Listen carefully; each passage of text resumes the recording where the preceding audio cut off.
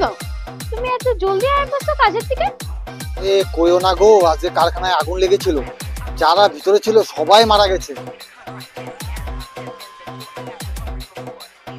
আহারে, কজন মারা গেছে গো? 15 জন মারা গেছে। তবে মালিক বলেছে মৃতদের পরিবারকে প্রত্যেককে 10 লাখ করে দেবে। তুমি বাঁচলে কিভাবে? আরে কইও না, আমি যখন বাইরে একটু সময় লেগে বিড়ি খেতে গেছি তখন এই আগুনটা লাগে। হায় ভগবান, আমার সব গেল, সব গেল গেল গেল, জলে সব গেল, আমার গেল।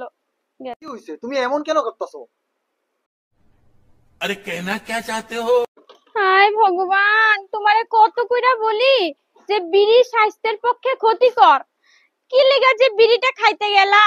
আমার 10 লাখ টাকা গেল জলে, গেল গেল জলে, আমার 10 লাখ টাকা। বলেন কি?